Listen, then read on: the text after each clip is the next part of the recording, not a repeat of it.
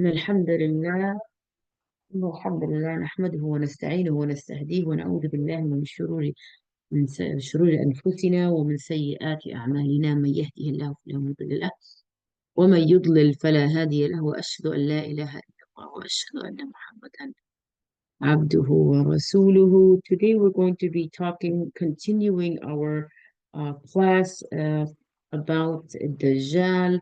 So today we're talking about the attributes and characteristics of the Dajjal. We're talking about the physical ones here, those 266 over here in the book. Right. Okay. So one of the over here we're talking about the general claim to be divine, yani which means he's claiming to be Allah subhanahu wa ta'ala. Now over here the book will be telling you that he's claiming to be divine, but if you go to other resources and other hadiths, you will see that the ulama will be explaining that he doesn't claim to be God in this first claim. First, he will come out as a muslih, as a person that is trying to fix the world and coming out as to be a person that is human activist, for example, or something like that. But and then little by little he will claim to be a prophet, and then he will claim to be something with superpowers and everything, and then in 40 days he'll be flipping from one to another quickly, and then he will claim to be Allah subhanahu wa ta'ala and worthy of worship, and claiming and calling upon people to follow him as a savior, and the Yahud actually call him the Messiah. He's actually called Messiah. Messiah is considered to be a savior for the Yahud. Okay, so al-Mukhallas, they call it in Arabic, which is the savior. But at the end, he will claim to be Allah subhanahu wa ta'ala or God or to be worshipped. And this is how it will start. Now he will have, like all those, how do I say, these toxic people, he will not only have these, dunya, treasures or favors that he's going to be attacked. He's going to be bringing people to him. Whether he has other things, other tactics he will be using is also literally blackmailing and starving other people that refuse to follow him. And as we said before, okay, so the claim to be divine, he will produce extraordinary feats to propagate his falsehood. Who would like to read? Let's take Sister Maryam, or Rihab is on her way, or Layla. Would you guys like to read with us? I don't mind for now because my child is eating. Allah يحفظها يا رب. Allah يحفظها يا رب. Go ahead, Ukhti. Let's read together and let's explain little by little what they are, and take a small conversation together. Go ahead, Ukhti. The Dajjal claimed to be divine.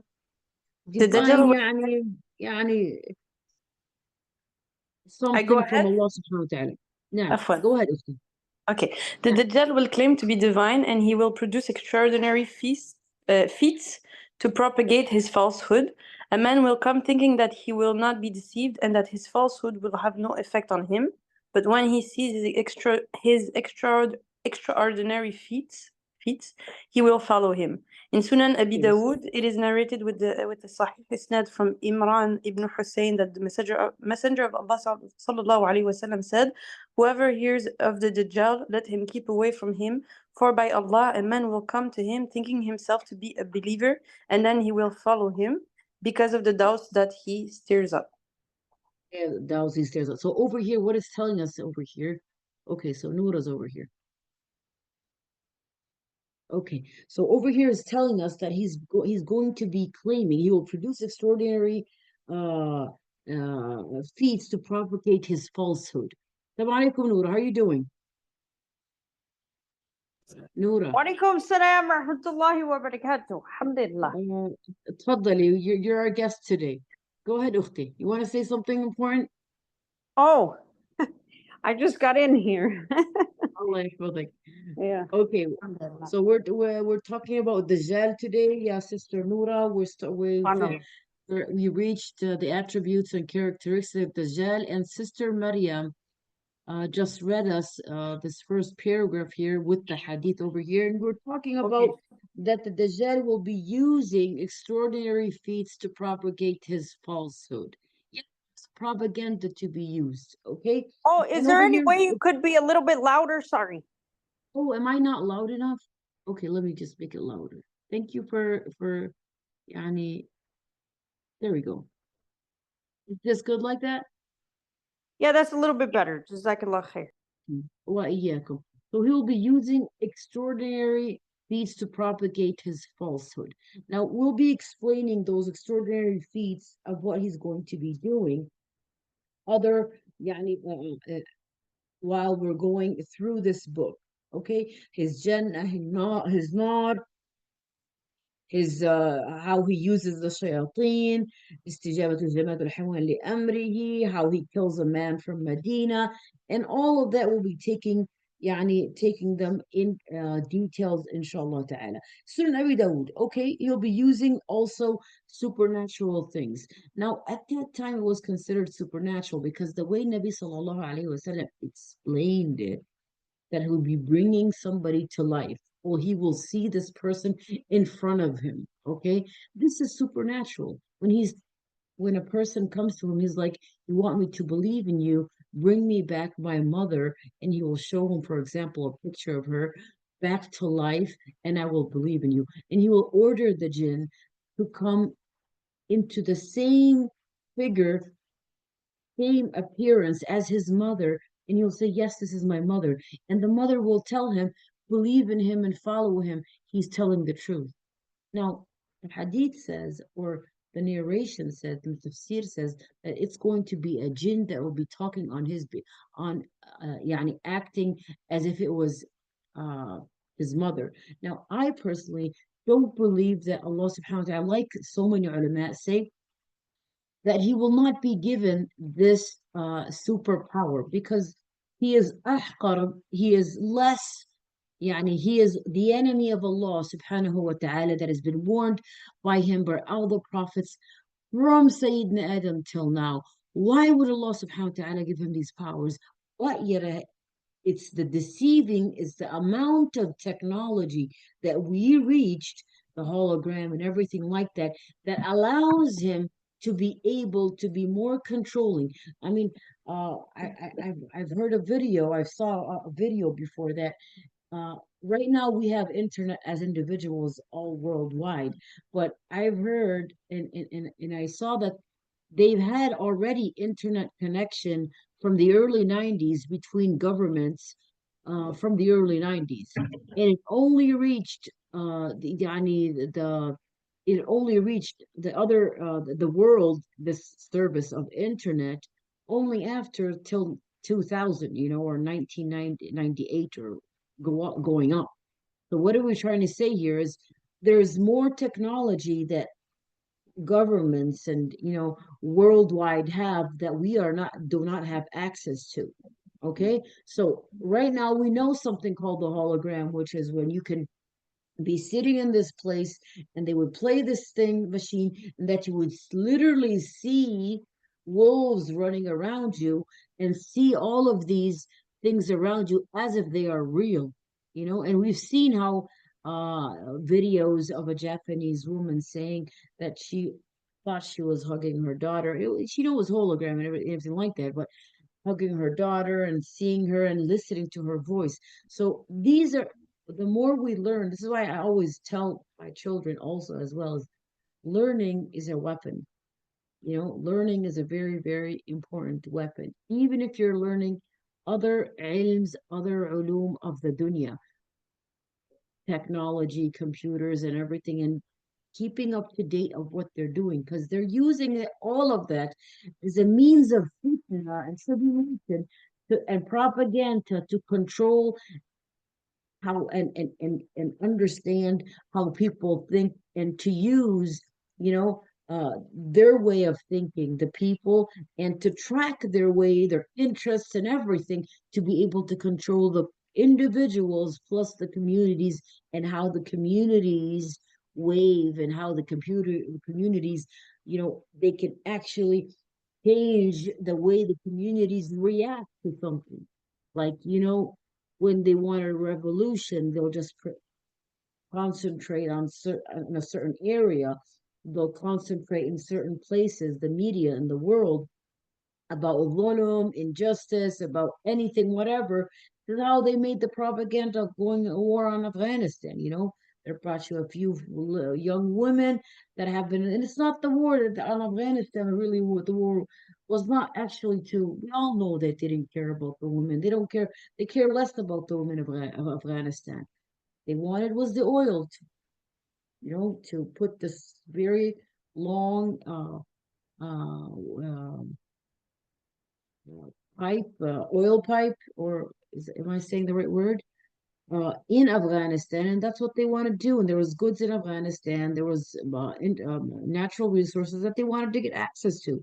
So we all know that. But look, if you go back to what's happening, Iraq, Afghanistan, Syria, whatever, how all this media worked and made this propaganda to justify the invasion of these places in the world.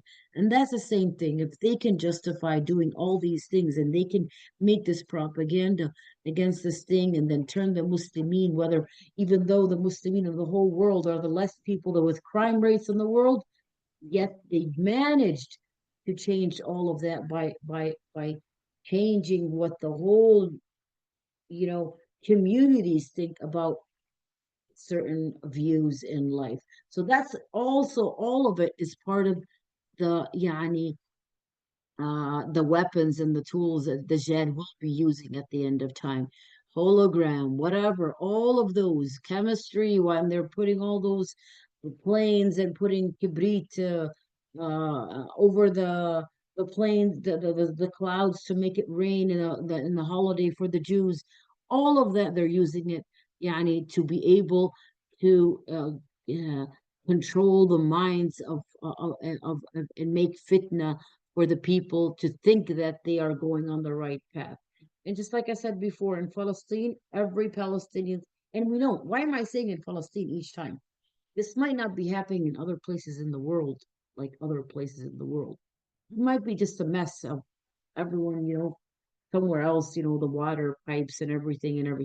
In Palestine is where all of the real actions of the Dajjal is going to be. It's where they are going to be planning. It's where they are planning right now to build the big temple for the Dajjal. So the temple is not just for the Yahud, it's the temple for the Dajjal. Why so? How can we relate this to this? Because the Yahud are promoting for their Messiah to come, which is the Dajjal. All right? So whoever hears of Dajjal, let him keep away from him. That's the order of a Rasul sallallahu alayhi wa sallam.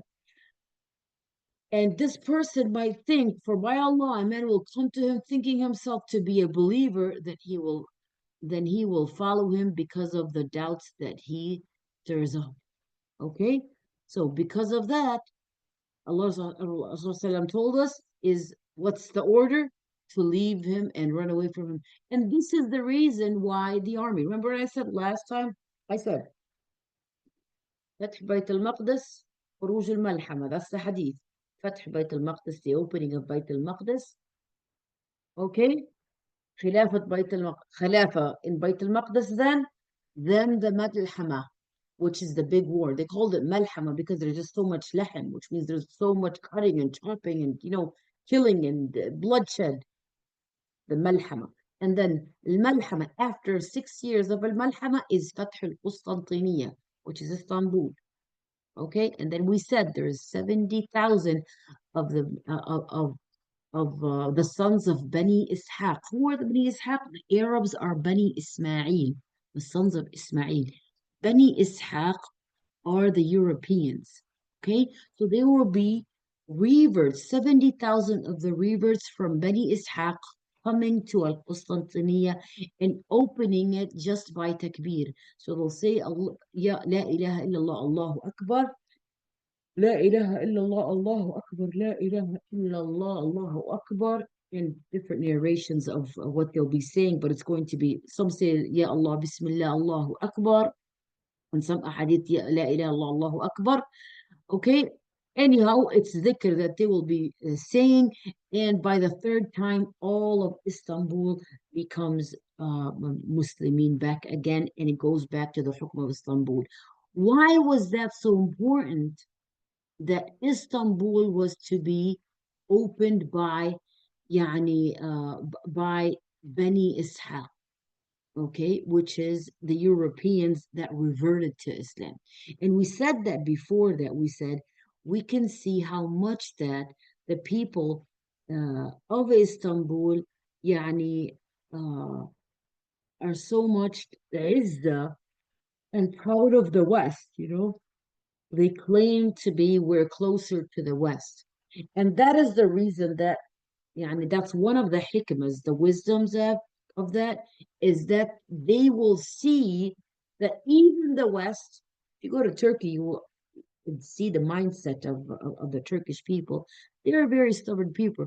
The hadith actually says, explaining how their mindset of the Turks is really stubborn. It says, "دعوا الترك ما ودعوكم." It's leave the Turks as long as they leave you alone. Okay, so meaning they had a very stubborn mindset. So it's really hard to يعني to uh, for those that are not that are secular and not Muslimin, and it's really hard to make a conversation with them, and they're very much يعني uh, قوميين, how they're nationalists to the core, you know, and have يعني uh, ولاء and براء They're للوest. even more like secular than like like the UK and the US. Subhanallah. I think because when the when that audit Turk guy, when he got in after the Khilafah fell, like they put that in the schools and they made agenda. Allahu A'lam. But I'm sorry, can you say that again, Noura? oh, sorry, I just said that after the end of the Khilafah, with this Ataturk guy, um, I think they put a lot of that agenda in the schools where Yes, I they mean, did. They that's did. more secularist Turkey than like the US and Britain. I mean, the UK. But because that was part of the mu'ahada, the treaty that they had, because Turkey was going to be occupied. They were like, if you don't want us to occupy Istanbul and the southern, the south, the northern part of Turkey, you're going to have to يعني uh, put the secular and remove anything that has to do with Islam in the curriculums. So they removed wearing hijab. They changed the writing in Turkish language from the Arabic letters to the Turkish to the Latin letters, which is the ABC. They prevented adhan from in Arabic to Turkish, you know, and for almost 40 years till I think the 60s, from 1924 till the 1964, I think his name was Menderes. He was the one that or no, not, I don't, I'm not sure what his name was. Sorry, I don't want to mix with Menderes. I think is Algerian. Sorry about that. There was a Turkish man that sorry, I mixed the names. That brought back, he won the elections and he brought back the adhan in the Arabic language, and he was also he allowed the women to wear hijab, at least you know in public areas, but he was not allowed to bring back hijab into yeah, allow hijab into colleges and universities until Erdogan came, and I think he's working on that. But still now there are some private schools and other places where they do not allow women with hijab on and stuff like that. And so many things he made it unallowed. He prevented teaching tarbiyah Islamiyah and the religion in schools. So many things, yani he they started talking about the Arabs that they betrayed the Khilafah Uthmaniyah, and they started, they made their qibla to be not the qibla of salah, but they made their they're looking, they're towards the west, and they cut their tidings with with the Muslim countries for a very, very long time until Erdogan came and stuff like that. He tried to change things as much as he can. The amount of attack on him and attack on the economy of Turkey is a lot. You're talking about the lira that was 100 liras. Turkey is was used to be like a few dollars, like a dollar would be, or you know like $100 would be like a few hundred liras Turkey, but right now it's 1,000 something. So that's a lot of a difference, and they're literally working on destroying the economy of Turkey, even though they're exporting so many things and or yani making so many factories and making everything like that. But yet again, there's a big war on Turkey to pressures on it to make it not become Muslim and to um, uh, lessen the Islamic sounds and voices in Turkey. But let's go there. Can we have somebody read here? Whoever examines the issues of the Dajjal thoroughly and with insight will know for sure that he is an imposter. Who wants to read this part? Want to go read Ikram? Ikram. Layla. Mariam, would you like to read? Can you guys Assalamu hear me? alaikum. I can Alaikum read. assalam. Yeah, go ahead, Ukhti. Okay. Bismillah. Whoever examines the issue of the Dajjal thoroughly and with insight will know for sure that he is an impostor and that the attributes of divinity are not present in him.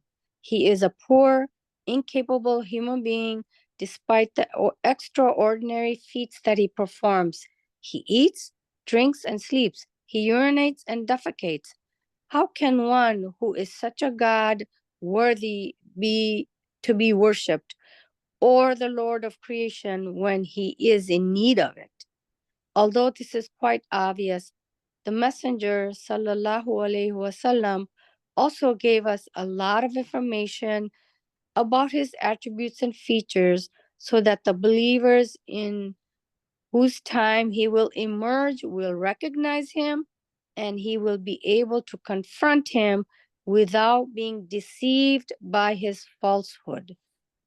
Okay, so confront him does not mean to go follow him, because you can see in the last hadith over here says to confront him without being deceived by his falsehood.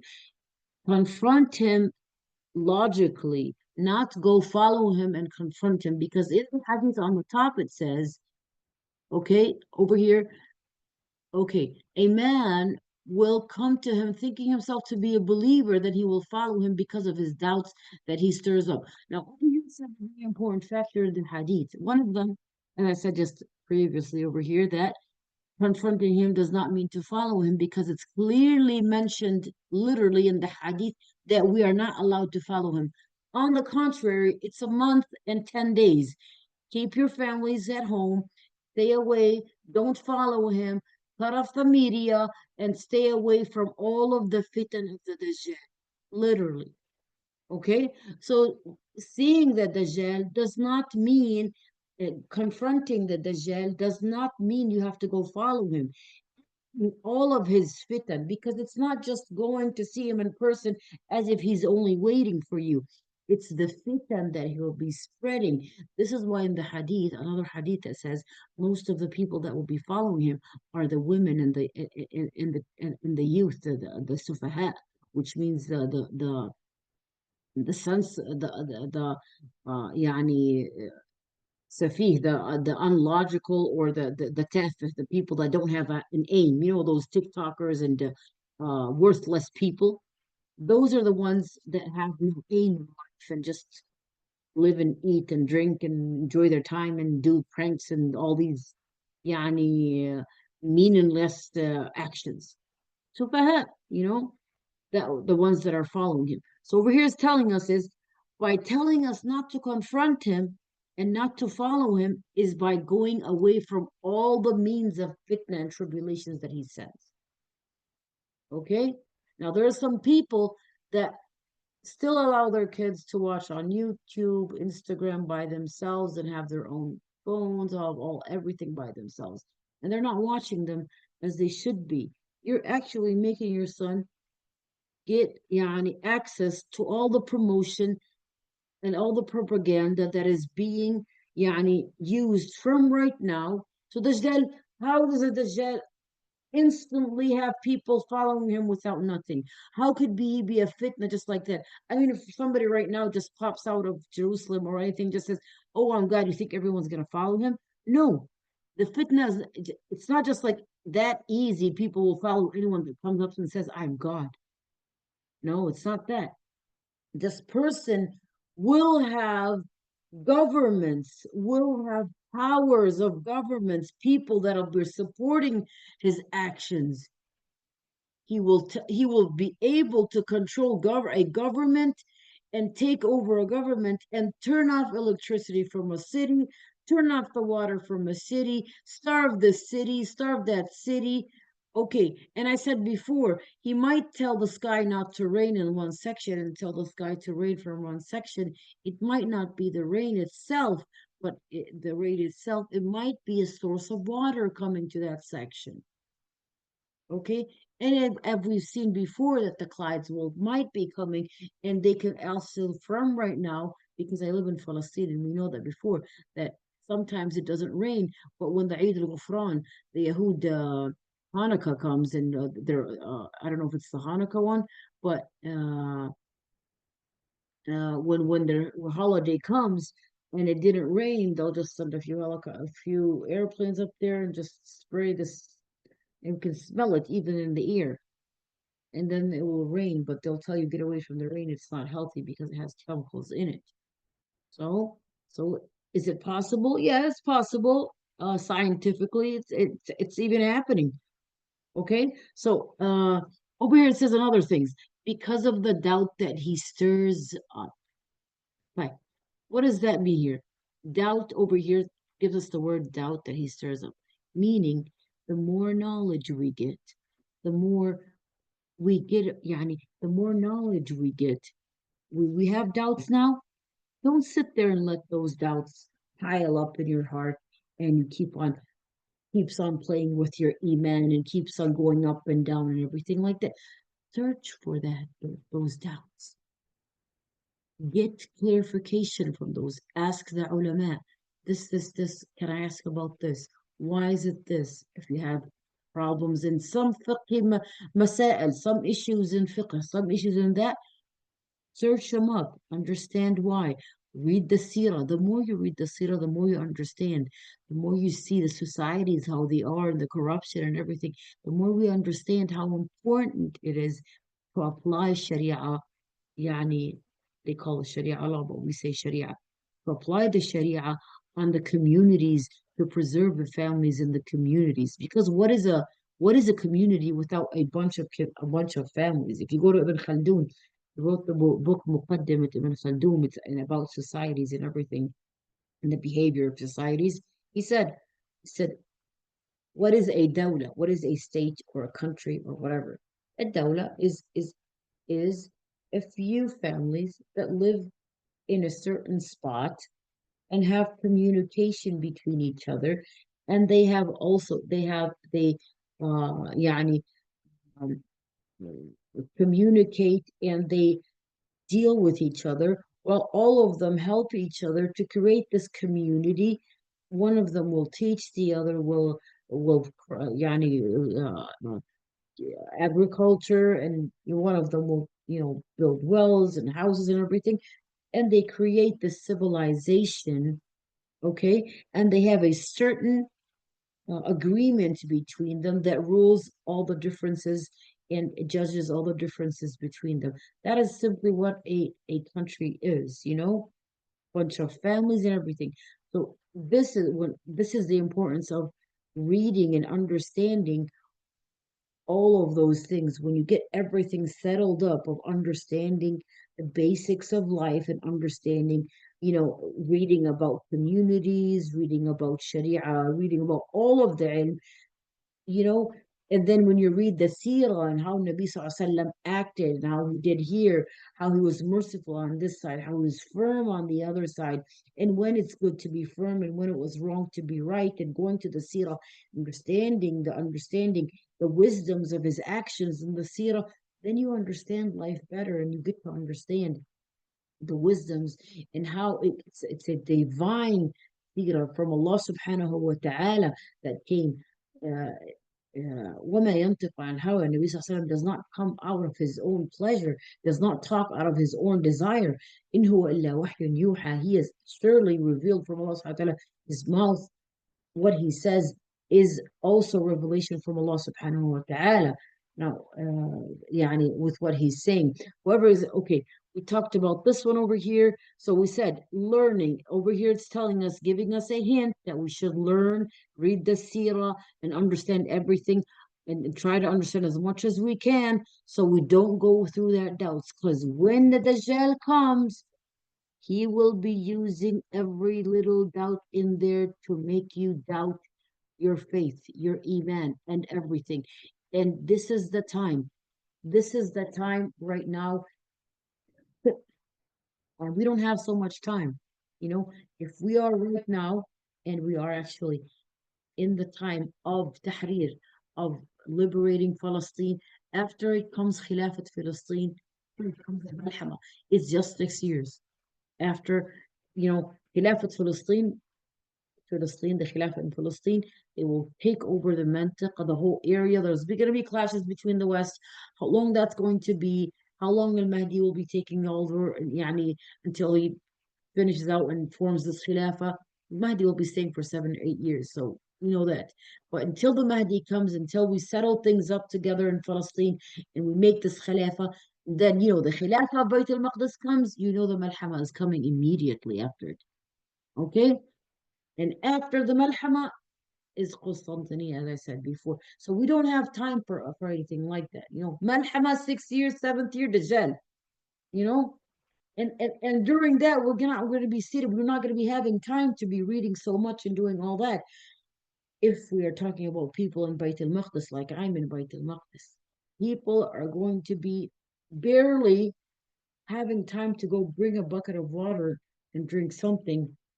And before the Dajjal of 3 years, it's going to be a drought. I said there's no rain for 3 years. The first year, 2/3 will be lost from the water and the agriculture of the land. Second year, 1/3. Third year, not a drop. So literally we have to be putting time slowly, reading the seerah. Sister Aisha is doing the seerah class. You can do other places and everything, but literally we don't have time. Slow down, build a relationship between you and Allah subhanahu wa ta'ala, because if we have a longer life, we will be seeing all that coming one at a time. It's not I going to have a be question. Go ahead, Amri. So the drought and all of that, is that going to affect everyone on earth at that time? Allahu Alam, sister. Some say it's going to affect everyone because the word يعني الأرض is a generalized word. Like it's the same question. There's a difference of opinion from in the ulama. Okay, because Okay. it's the same question.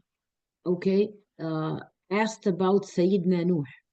Now, Sayyidina Nuh had said that after the Tufan, you'll find very many hadith saying after the rising of the water, that the land, all of it drowned. Now, the word ard in the Lugha Arabiya means land, and it could be a specified land in a certain area, and it can also mean the whole land. Oh. Okay, and there is no hadith that tells us that it's the whole land, nor another hadith only specifies a certain area of the land. Okay, Okay. so Allahu A'lam. So Allahu A'lam. Okay, and if we look around, we see that واستوت على الجودي, the ship actually landed on the Judi, a mountain called the Judi. But Yeah. literally, me and you know that the Himalaya are a lot higher, you know? You understand what I'm trying to say? Yeah. The Himalaya mountains and other mountains in the world are a lot higher than Al Judi mountain. So Allahu A'lam. This is the same also difference of opinion here. Is the land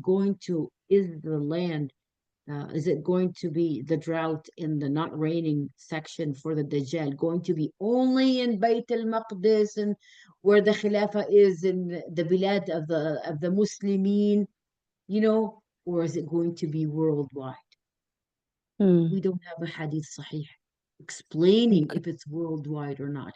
But we Okay. know, and even in the Arabic language, that it says it's describing the nas.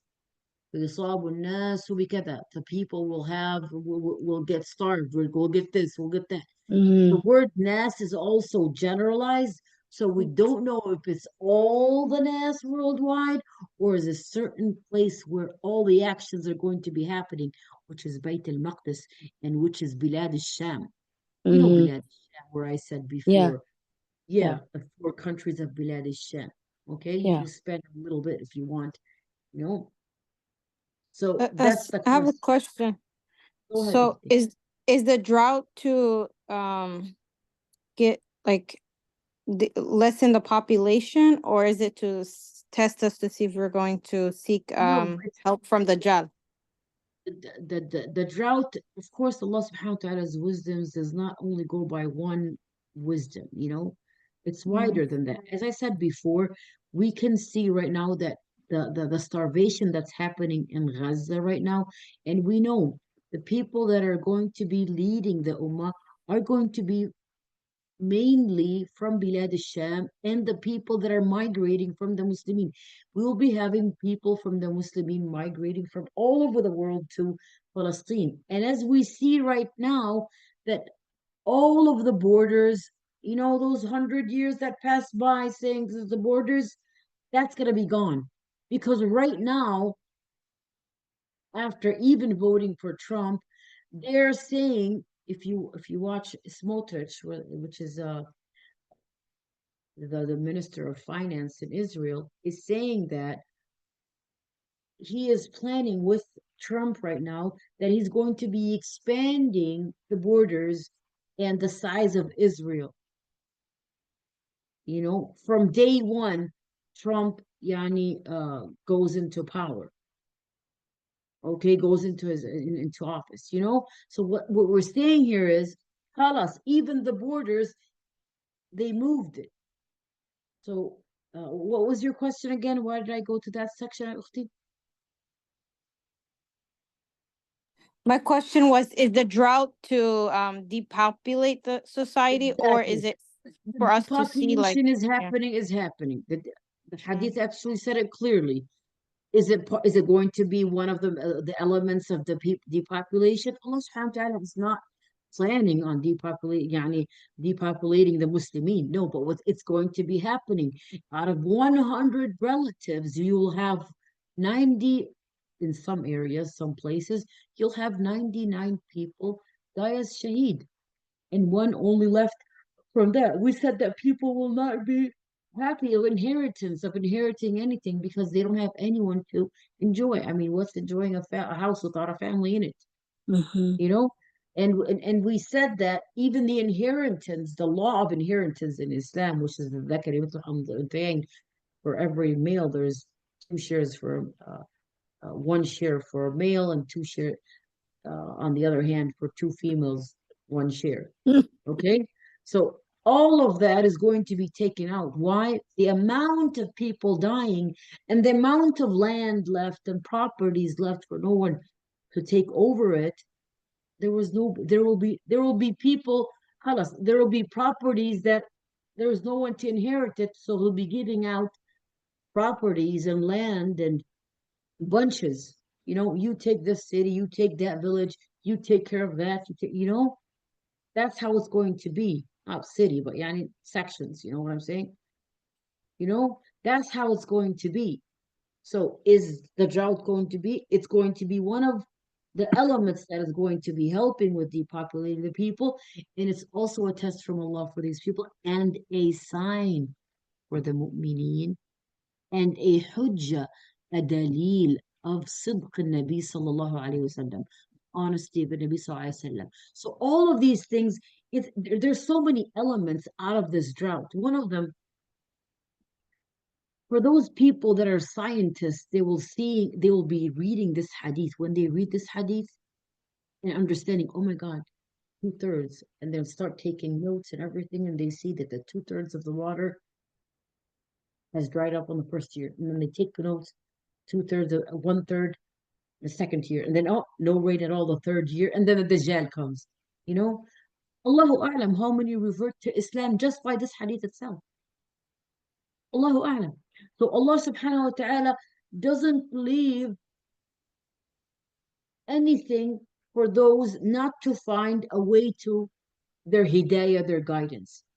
You know, there is Allah subhanahu wa ta'ala sends ayat and signs for all of those. It's a test for the mu'mineen in Palestine and Bilad al-Sham, for them, Mm-hmm. and telling them and warning them that the Dajjal is coming.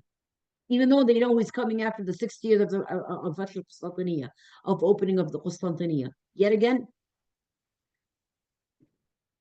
3 years before, he's warning them. Allah subhanahu wa ta'ala is warning them that it's coming. So they know it's coming, you know, making them stronger and more dependent on Allah subhanahu wa ta'ala.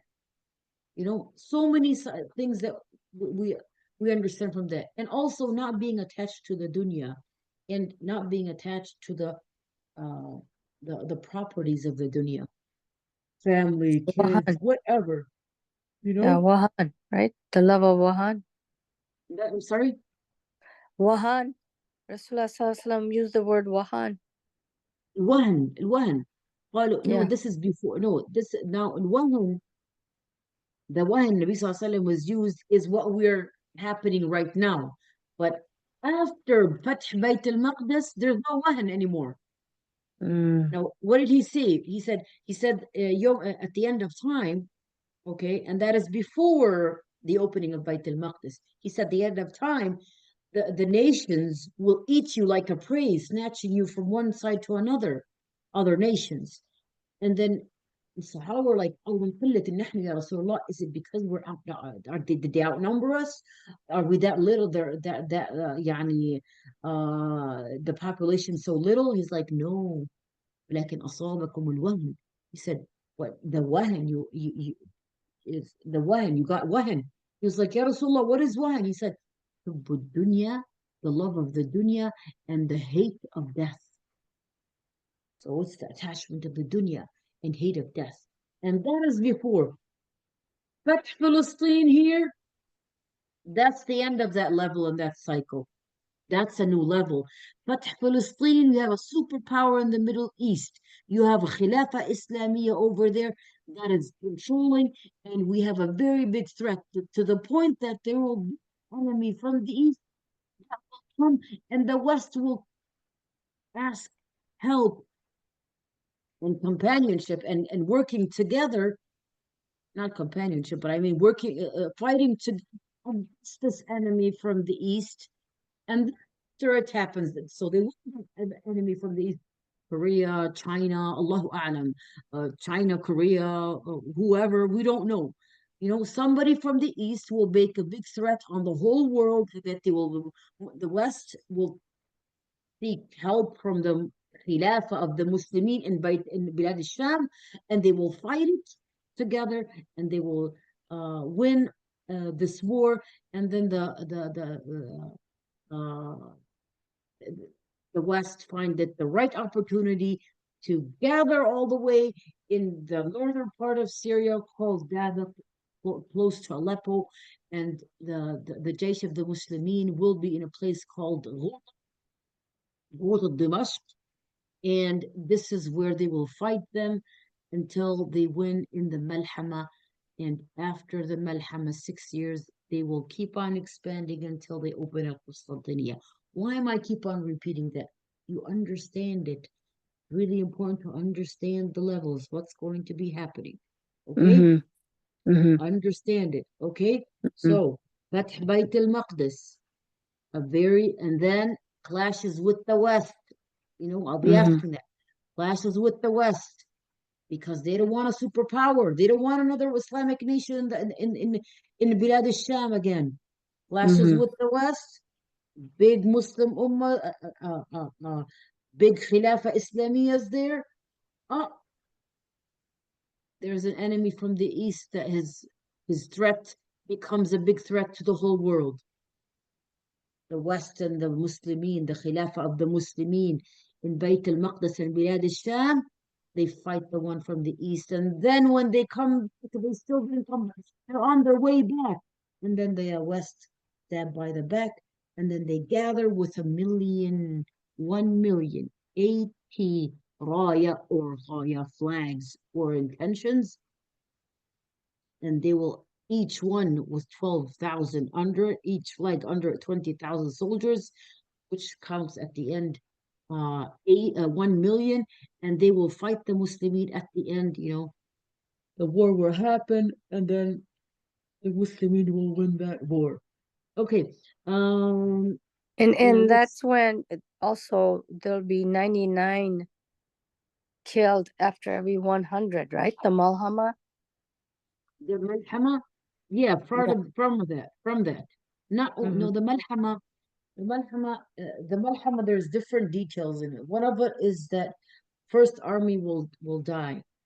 The second army will also not win, and the third army will win. Okay.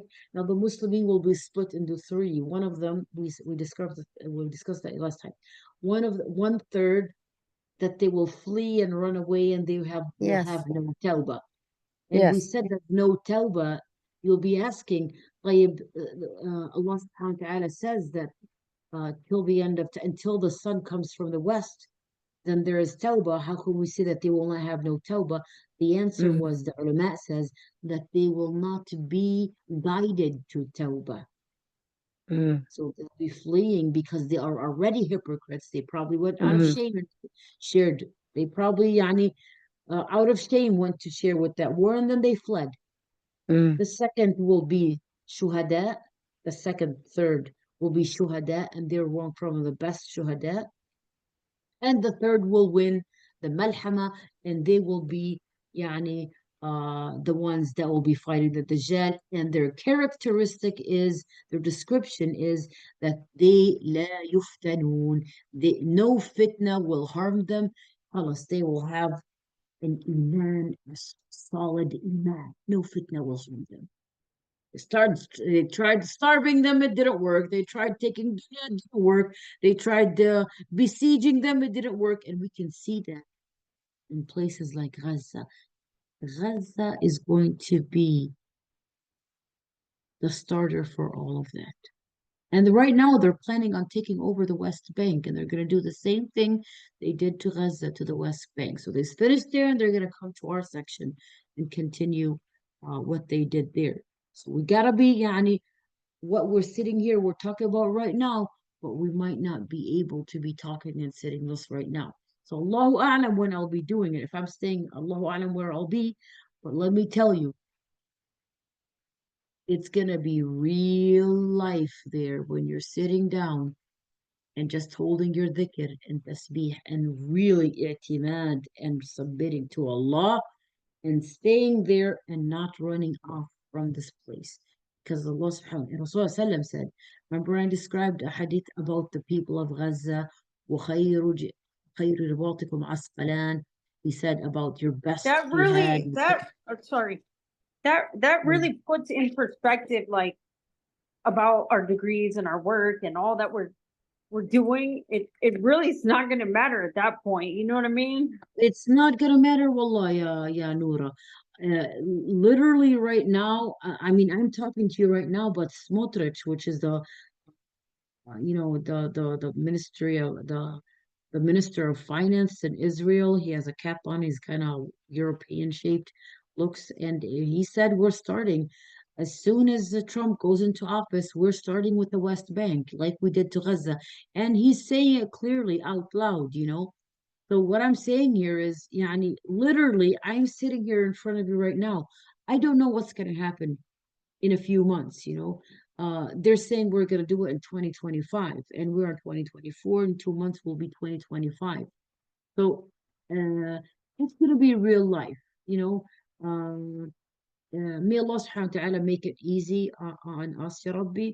The world is going to change. Very many things are going to be changing. The West is, even Trump, even the America is going to be dealing with so many things differently. They even threatened to deport even the protesters that are American in the universities. So this is how crazy it's going to be. So when we hear one of the hadith of signs of end of time that say, "خلوا بيننا وبين إخواننا," that the Westerners will say, remember when I said that 70,000 will open from Bani Ishaq, from the Westerners, the Muslimin reverts will open Istanbul, is Constantinia. The West will claim, bring them back to us, bring our brothers back to us. They bring the prisoners that you took and you forced Islam upon them, and let's kill them. Okay, so they consider them that they're brainwashed and that they want to punish them. So the Muslimin will say, you know, they're talking about the reverts. They're saying that the reverts were brainwashed and that they want them to be. They're claiming, bring them. The West will be saying, the Europeans, the Romans will say, the Rum. It's in the Hadith say, give us back the ones that reverted. Yeah, they don't say reverted. They said the prisoners that you forced Islam upon them. Okay, give them back and give them back to us, and we want to punish them. And then the Muslimin will say, "Will not let you. These are our brothers, and we will not let you touch them. Let you touch them." So we're talking about a situation that khalas. You're a Muslim, you're our enemy. That's how it's going to be. You're a Muslim, you're our enemy. So the situation worldwide won't be, wallahi, the situation will not be like right now. Well, I have an American passport, I have this passport, I have that passport. Khalas, you know, because they see the real threat. The Muslimin have built a Khilafah in Bayt al-Maqdis.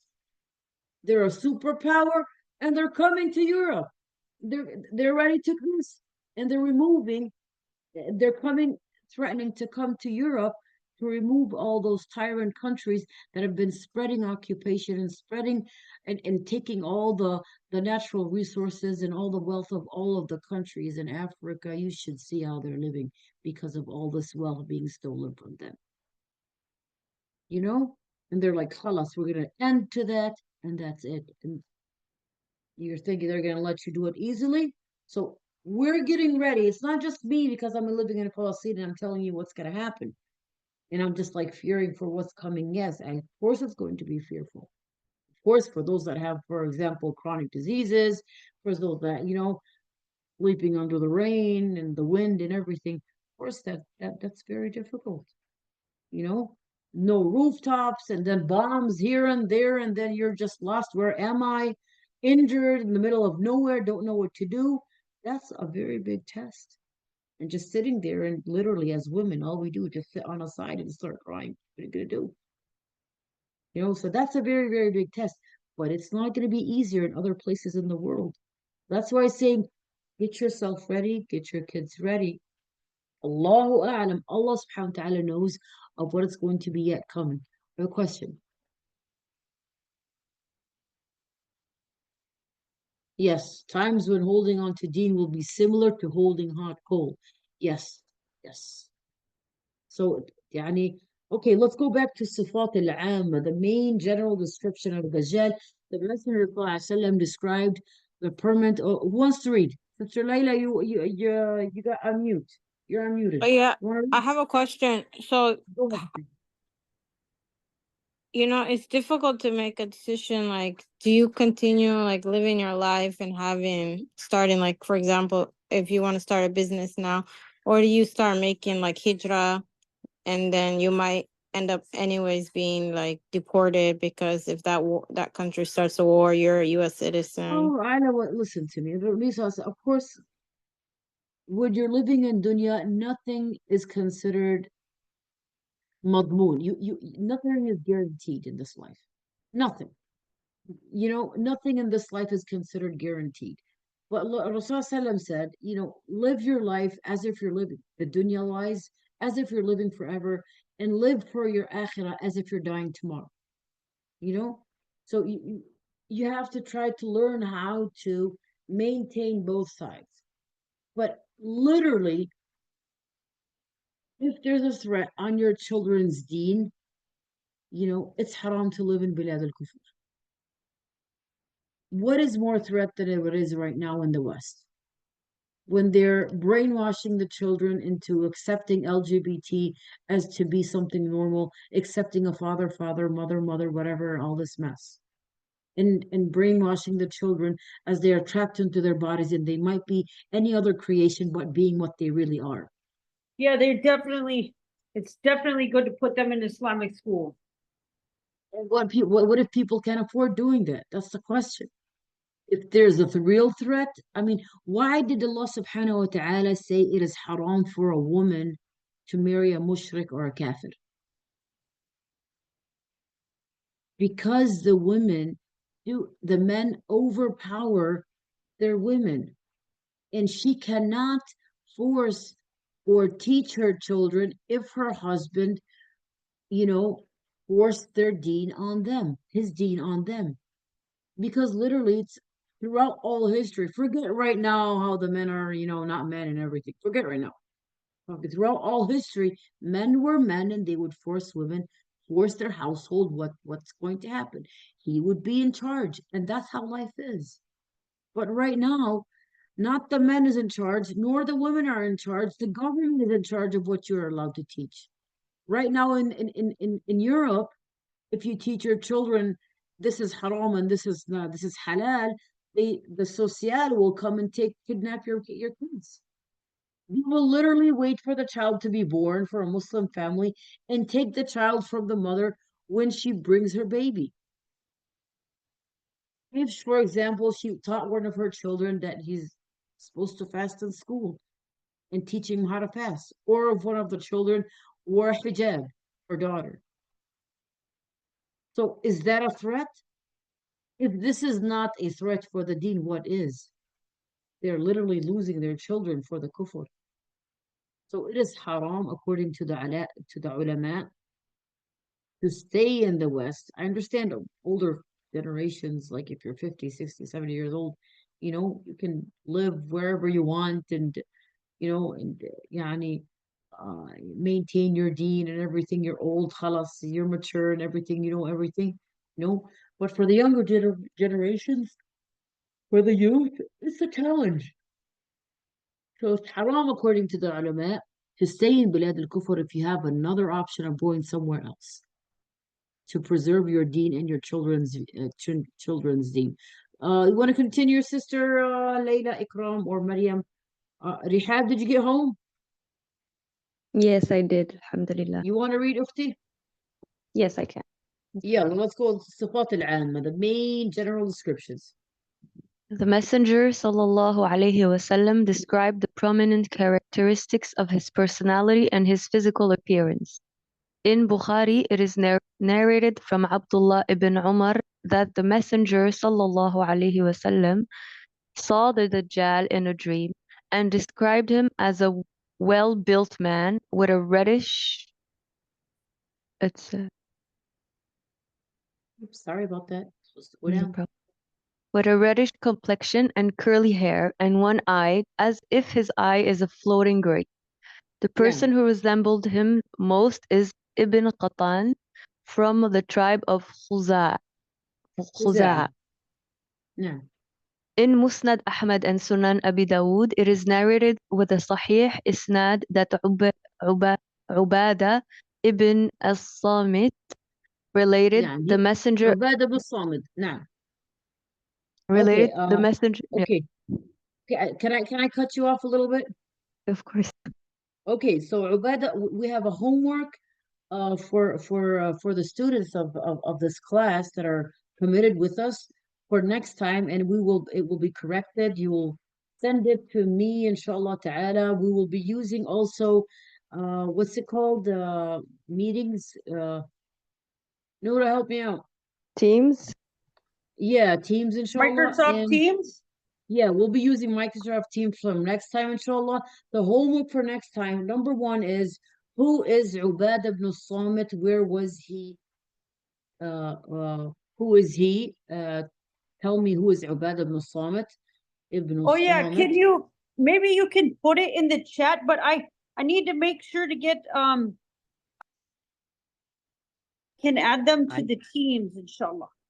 Inshallah ta'ala. Okay, we'll put it in the chat, but they will send me private messages of the note. In one page, describe me. Who is Ubadah ibn Samit?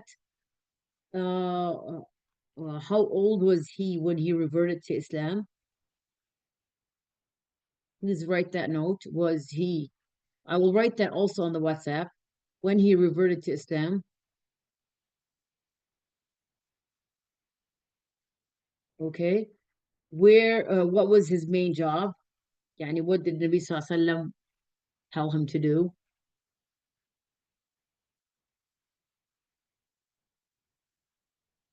And where was he buried?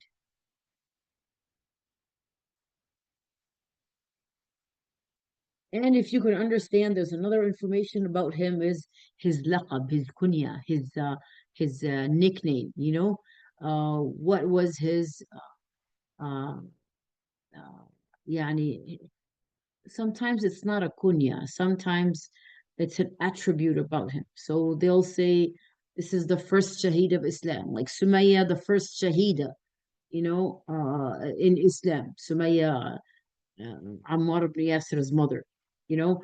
So it doesn't have to be Abu something. And so, no, what was his main description? Ubadah ibn Samit. Okay, main description. Let's do it this way. Main description. Okay, so this is for next time, inshallah. Make you a little bit go dig into the seerah a little bit and read about Ubadah ibn Samit. I'll write the Arabic way how it's written.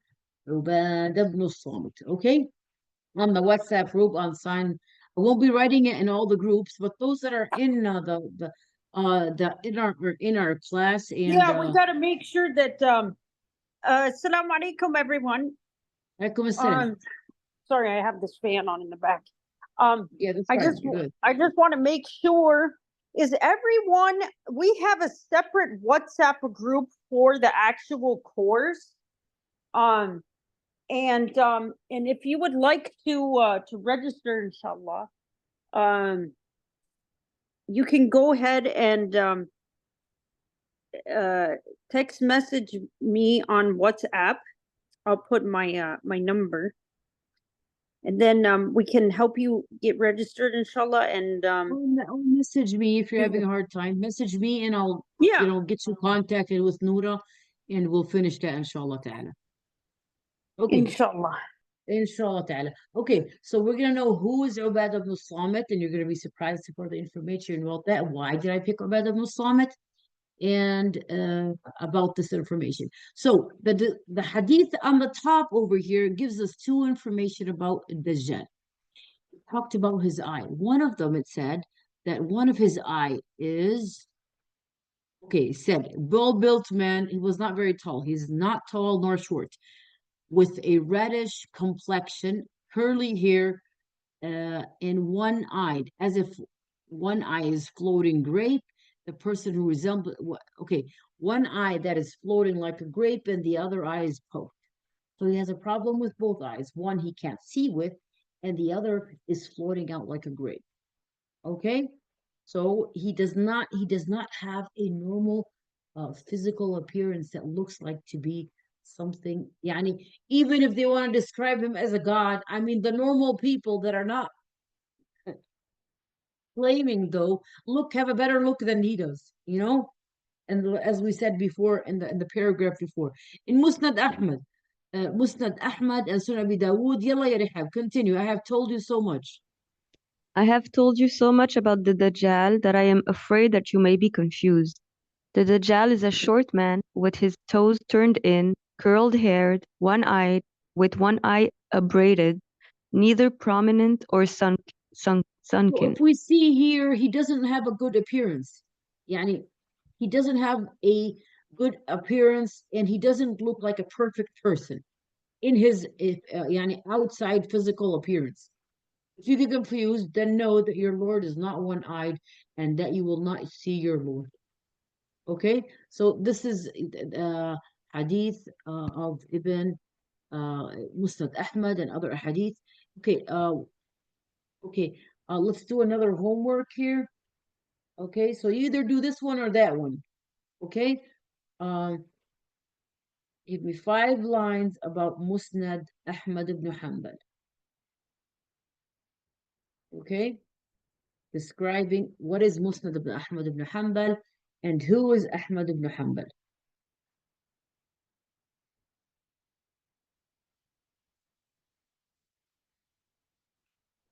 Okay, that will help you, inshallah. These little homeworks help you understand what you're reading. What are those books? What are we saying here? Okay, let's talk about Sunan Abi Dawud. Sunan Abi Dawud, okay, it's a kitab called the Sunan. Okay, now Musnad is a book written in the index. The way the book is written is different than the books of Sunan.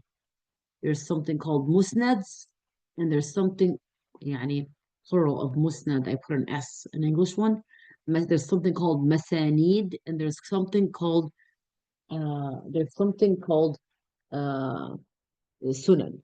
Okay, and there's something called Sunan. The books of Sunan are written in a different way as the Musnad. Okay, if you difference between, put that also again uh, to the second homework, difference between books of Musnad and Sunan. Okay, so the words over here, there's Musnad and Sunan, and you'll find that really easy, inshallah. Inshallah. Is it due for next class, inshallah ta'ala. Inshallah, for next class, that will we keep on يعني contacting each other. Sahih Ibn Hibban, and the book Sahih, I'll help you on that. The word Sahih means is talking about the book that has hadith that are narrated to be Sahih. So when Sahih Ibn Hibban, according to Ibn Hibban's conditions of a hadith Sahih, he will put the hadith that he finds Sahih in this book. Now, does that mean that it's the same conditions as Imam al-Bukhari? No. This is why Imam al-Bukhari's Sahih al-Bukhari is considered to be the most authentic one, because the levels and the standards of the Sahih and considering a hadith to be Sahih was a lot more accurate than Ibn Hibban and other books that wrote Sahih hadith. Okay, it all depends on the narration. So Sahih al-Bukhari narrated the books. Why is my saying these things? What does that have to do with the end of time? Part of the ilm, and I'm removing the shubuhat, all of the doubts that, I'm trying to give you All of those. When we read the word sahih, what do we mean by sahih? When we take the word about ahadith, what do we mean by ahadith? It's just not a saying that we transfer from one generation to another. When it says it's been written in Sahih Ibn Hibban or Musnad Ahmad or Sahih Bukhari, we know Bukhari forbidden to doubt it. Muslim forbidden to doubt it. But if we said Wahab ibn Munabbah narrated, oh, he has a hadith da'ifa sometimes, then we can question it. Okay, so this is why we're saying learning removes all the rubbish, all of the يعني the unclarity of your path to Allah subhanahu wa ta'ala, and will not make you to be a farisa, a prey of those enemies and those shayateen, whatever kind of shaitan is. You know, those shayateen al-insi wal-jinn. Let's read this hadith, ya Ikram. That it says one eyed with reddish complexion as if.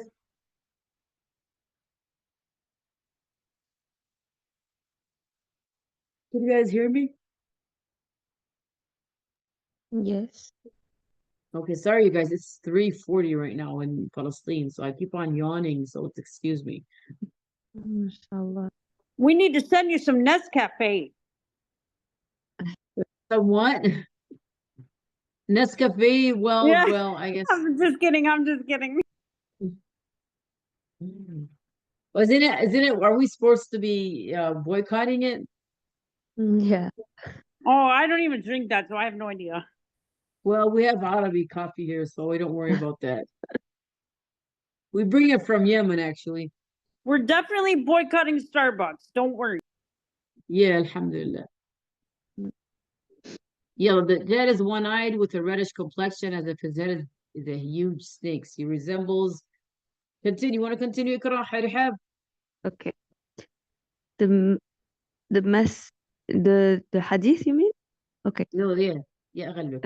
The Dajjal is one-eyed, white with a reddish complexion, as if his head is a huge snake.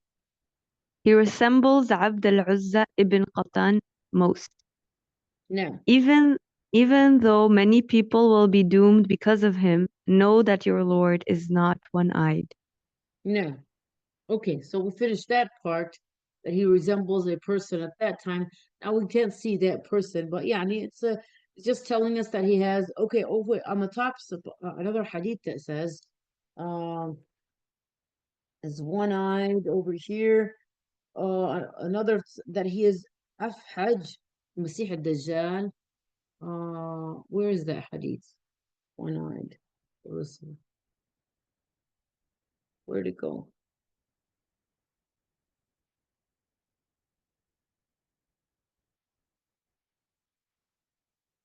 Where did it go? Okay, the one here, there's a hadith here that says, "Bi Musnad Ahmad." Where's Musnad Ahmad here?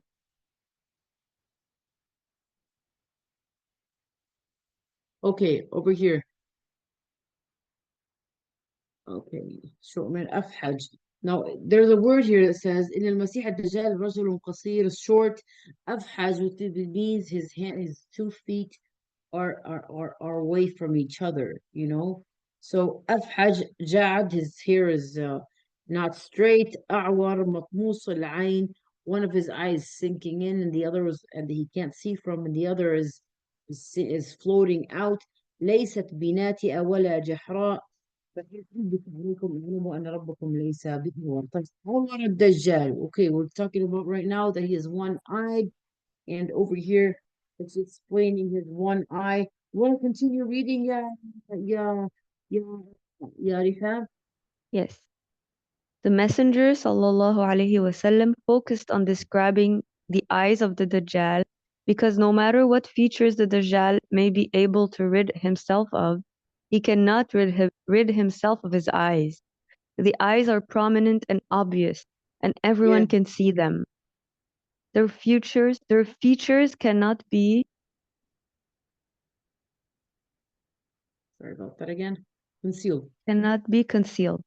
The ahadith quoted above point quoted above point to some faults in his eyes, the clearest of which is that he will be one-eyed. In some ahadith, it states that the blind eye will be the right. In other ahadith, it says that it is the left eye which will be blind.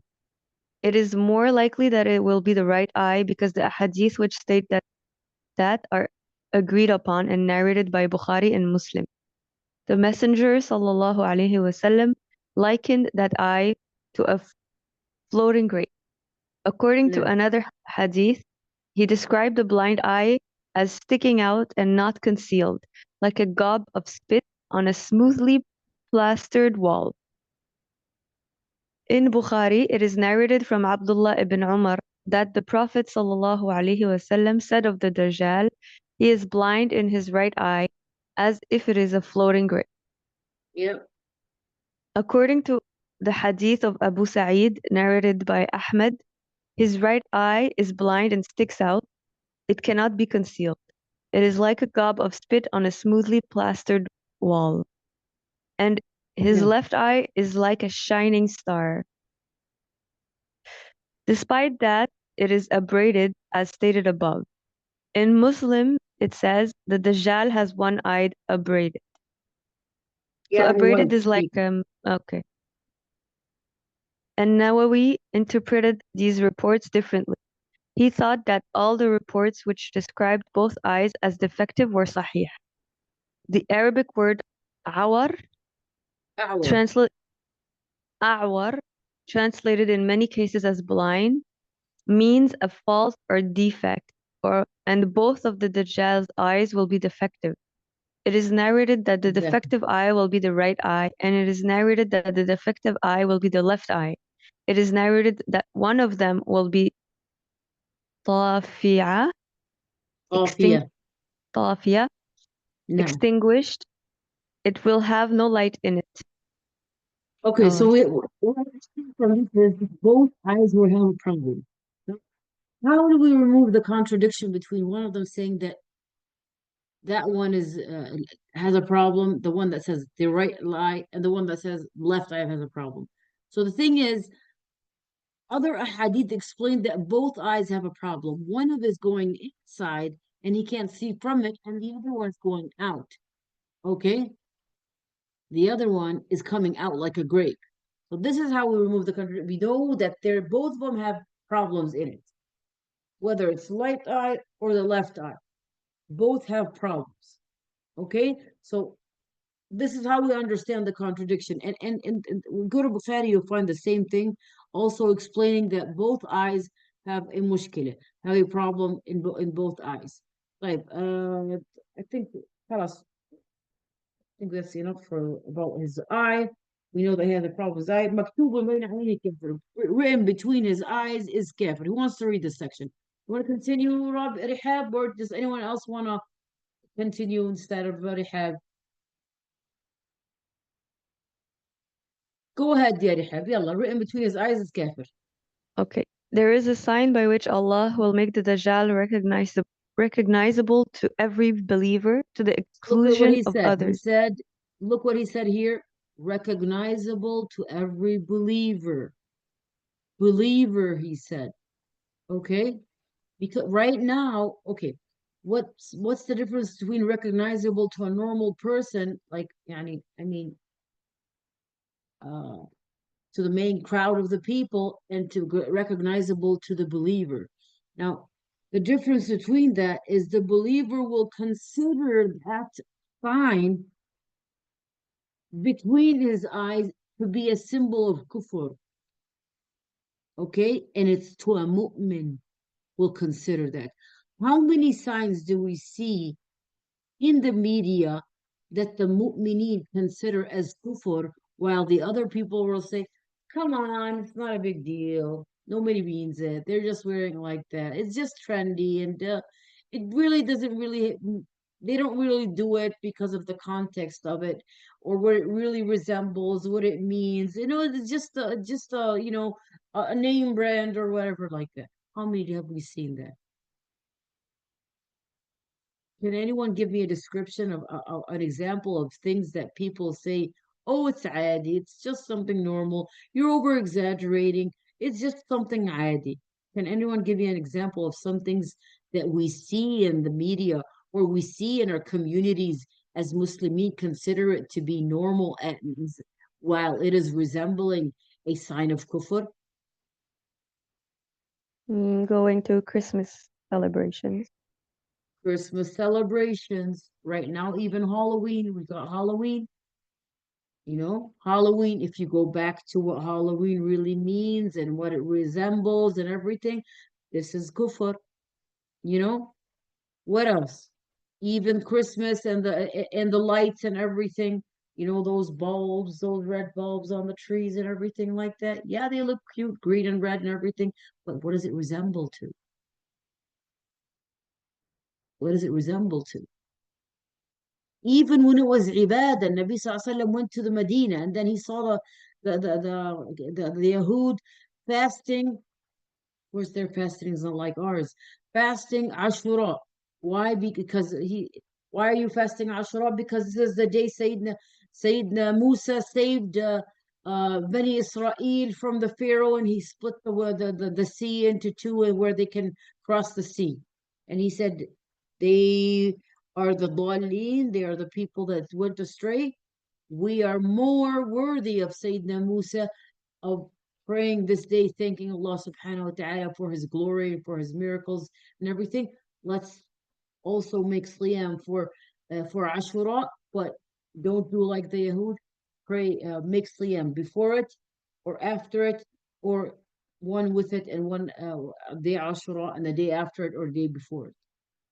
So even when it's ibadah, Nabi Sallallahu Alaihi Wasallam told us to not do like the kafirin, khalifuhum. He said literally the word, don't do like the kafirin, do something other than them, different than them. Okay, other signs. Some people in the blad in Palestine, it came to a point that sometimes some people, it was trendy for even some Muslim community places and cities that they would wear a cross. And they consider it, oh, it's just modeling, you know. The sign of the day and night, you know, that's also sign. Freemasonic signs, that's also kufr. Satanic rituals and signs, also kufr. So many things that we consider to be adi and normal and, you know, don't over exaggerate, are actually symbols of kufr. This is why it's called every believer will concede. Continue, Ya Rihab Habibti. Okay, whom Allah will make blind to this to the others, to the exclusion of others, whom Allah will make blind to this sign. This sign is something written between his eyes. Kafara or kaf. In Bukhari, it is narrated from Anas that the Prophet ﷺ said, no prophet has ever been sent, but he warned his nation about the one-eyed liar. Verily, he is one-eyed, and your Lord is not one-eyed, and between his eyes is written kafir. Now, the question is, the hadith says kafara with the letters kafara. And it says here, وَإِنَّ رَبَّكُمْ يَقْرَأُهَا كُلُّ مُؤْمِنٍ. Other hadith say, every mu'min will be able to read it. The question is every mu'min literate that they can read? But he said every mu'min will be able to read it. So is it a sign of kufr? Because in the Arabic language, some say this is kufr, kufr. You know, they will say this is kufr, which means this is kufr, you know. Okay? Stating that this is literally kufr. But is it literally the word kufr, or is it the status of kufr? Allahu alam. Is it kafara really kafara? Because not every mu'min can read Arabic, you know? Or is it a symbol of kufr? Allahu alam. Go ahead, sister. Um, In Muslim, in there's a report similar to that narrated. narrated by Bukhari, but he said between his eyes is written kafara. In Sahih Ibn Khuzaymah, Sunan ibn Majah and Mustadrak al-Hakim. It is narrated with a Sahih Isnad from Abu Umama. Written between his eyes is kafir. Every believer will read it, whether he is literate or illiterate. No. In Muslim, So it here, says, literate or illiterate. يعني, what does that mean? Does that tell us that it's a sign of kufr? Or is it a miracle that Allah subhanahu wa ta'ala will make them to understand to read it? You know? برضه I don't know. Allahu A'lam. But it might be a sign of kufr.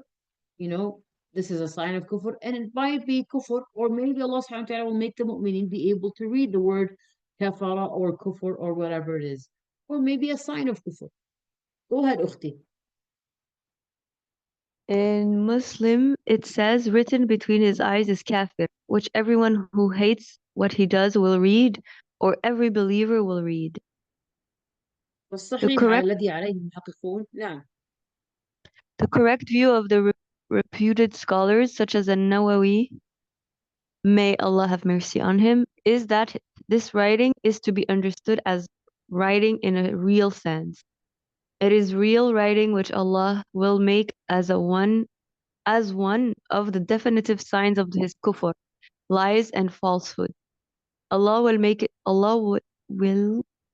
it visible to every Muslim, literate or illiterate, but he will conceal it from everyone whom he wills is to be doomed and led astray by him. There is no reason why this should not be possible.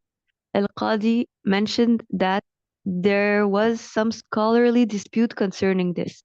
Some of them said that it is real writing, as we have mentioned, whilst others said that it is a metaphor referring to some feature that will appear in him, based on the fact that the Prophet ﷺ said that it will be read by every believer, literate or illiterate. But this is a نعم. weak view. No. So this is according to who said this is a weak view? Al-Qadi Iyad. Al-Qadi Iyad said this is considering to be no, all of this narration, this explanation is for Imam Nawawi on his Sharh for Sahih Muslim. So he considered it to be a weak view, and he considered that there's literally something written there and to be the word kafara or kafir or something. لكن Allahu A'lam. So there's difference between the ulama and their opinions. Allahu A'lam how the word kafara will be. I am more convinced, honestly, that it's going to be more of a sign of kufr that is obvious. It's of course it's not going to be a salib, not a cross, because he is coming to complain to be Allah subhanahu wa ta'ala. So how is he going to be putting a cross there? You know? So it's more than that, it's different than that. He will not have any offspring. No, ليس له عقب. He will not bring any kids. يعني you want to continue, أختي? The Messenger ﷺ told us that the Dajjal will be sterile. No Sterilized. children will be born. Sterile. No children will be Sterile. born. Sorry? نعم نعم. No children will be born to him. No, This is so this narrated is by narrated, Muslim. narrated by Muslim. Is it because he has a disease?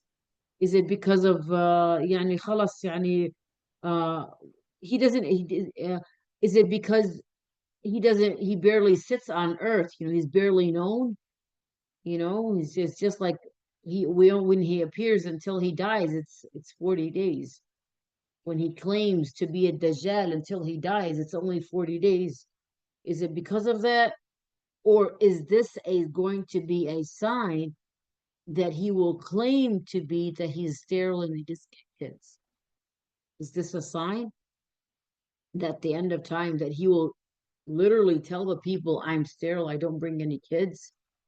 And this is probably a sign that some of the people will revert to Islam. Allahu A'lam, what's going to be happening. But this is also one of the attributes of the Dajjal. Okay, we have like a few minutes for questions or comments with the sisters, and then inshallah we'll let the class go for Sister Aisha, her class, inshallah. Go ahead, sisters. So do you understand the homework for next time? Yes, alhamdulillah. Inshallah ta'ala. So who is the Ubadah ibn Samit? How old was he when he reverted to Islam? His main job, where was he buried? His main description throughout history of Islam. Okay, the second question is Musnad Ahmad. Who is Ahmad ibn Hanbal? Difference between the books of Musnad and the books of Sunan. Okay? Okay, Yeah. barakallahu feekum. Any questions, sister?